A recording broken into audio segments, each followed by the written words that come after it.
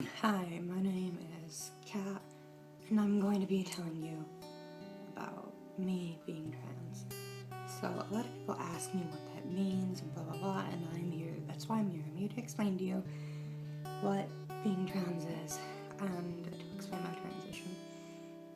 I've been on hormones for 9 months, almost 9 months, in a couple of days, and that's the reasoning for this video. And yeah, I'm just gonna kind of explain my experiences and I don't know, my transition and all of that. So stay tuned if you're interested. If you're not supportive of that kind of thing, that's whatever, that's your business. But if you're going to leave some sort of comment or anything, or if you're upset about it from watching this, whatever, don't watch it. You don't need to. You're not required to watch this video. I guess that's all I can say to you. So, what is being trans? Well, being transgender is either being born in a biologically male body and being mentally female, or vice versa. I'm a male to female. As I previously said, I've been on hormones for 9 months. I take 2 milligrams of estradiol twice a day and 50 milligrams of spironolactone twice a day. Spironolactone is a testosterone blocker, and estradiol is a estrogen supplement. Now, I get a lot of people who are like, there's no way you can be trans. You're too fucking attractive. That just doesn't make sense. Blah blah blah. The people who say that, first of all, that's really stupid. Second of all, stop denying it. Too many people are insecure about their sexuality when I find out. I mention that I'm trans to them, and they're just like, no, it's not possible. Blah blah blah. I'm attractive as a woman, just because whatever I have down here isn't what you're attracted to. Doesn't mean you can't be attracted to me, and doesn't mean it would be gay to be attracted to me. That doesn't make sense. I don't look like a man in any way, nor I don't resemble a man or anything masculine in any way, shape, or form. So, I'll get that out there in the open. Now, on to my transition. As I said, I've been on hormones 9 months. The effects that I've noticed is my breasts have gotten quite larger. You can't really tell in this shirt, but they're there. Effects of hormones will affect every one individual differently. It depends on how high your testosterone levels, your estrogen levels were beforehand. I naturally have really high estrogen levels, so I'm lucky. I've always had high estrogen levels. I've had hormonal imbalances my entire life, so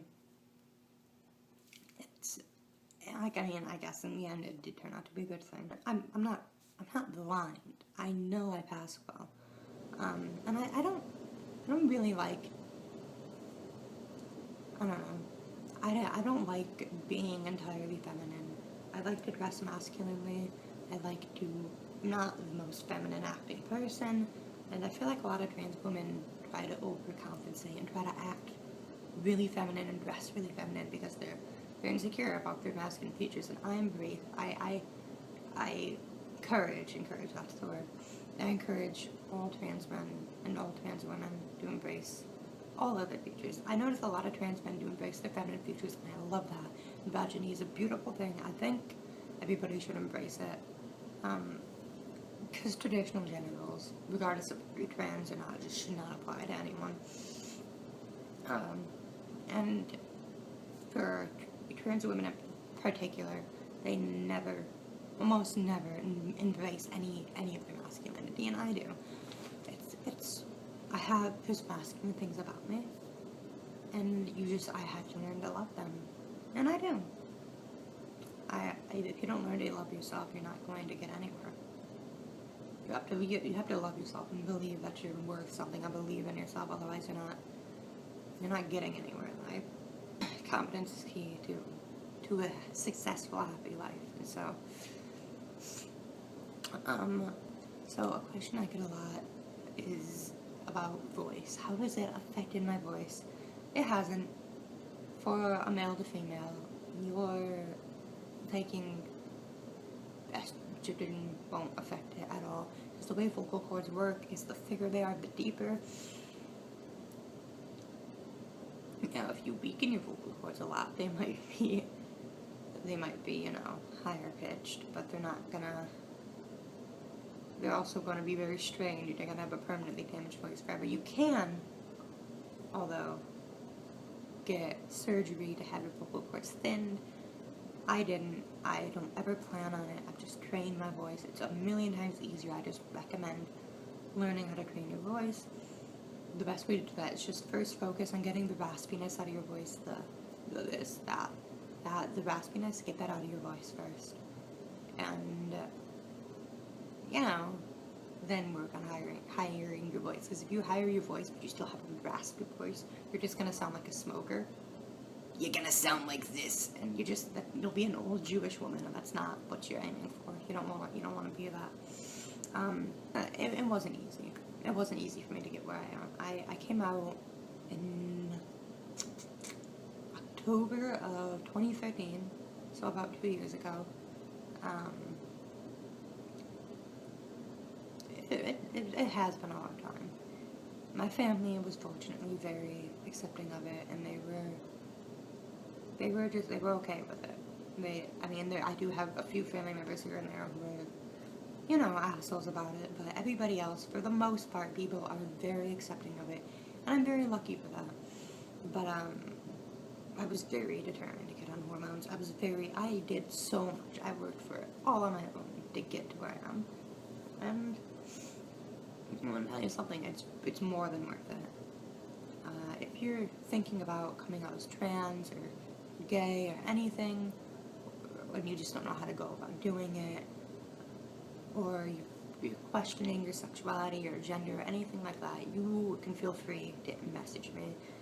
I can give you any sort of advice on anything LGBT. I'm great with that sort of thing.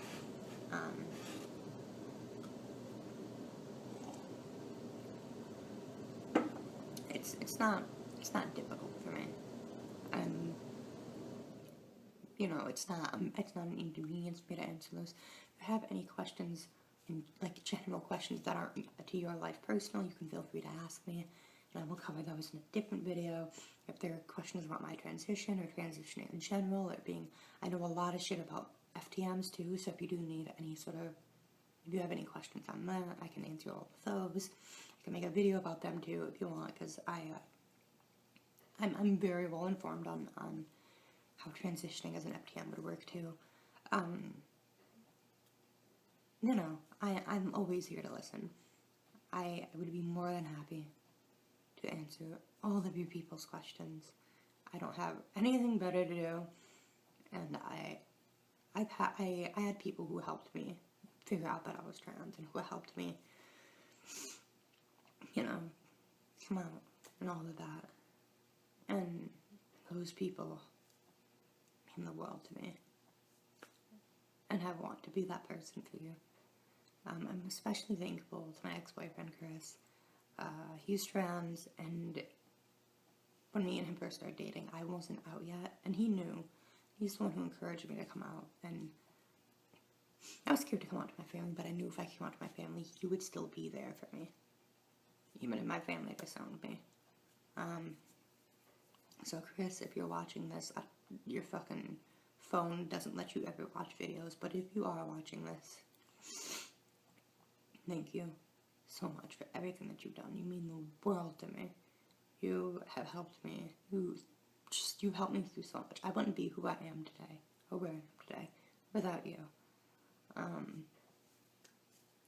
There's tons of other people that I can't think of just right off the bat, but a lot of people have helped me, and I'm very thankful, and I'm grateful of all the support and all the encouragement from all you people. So yeah, I guess that sums up this video. As I said, any questions, anything, do not hesitate to inbox me. I'm a very open person, so yeah, feel free to message me about anything, and I'll cover it in a video. Or if you have, as I said, questions about your personal life. Thanks for watching, and yeah, I feel like I'm forgetting something. Oh, testosterone blockers, they stop facial hair. That's the thing I was forgetting. And unwanted body hair. But that has never been a problem for me. Alright, bye!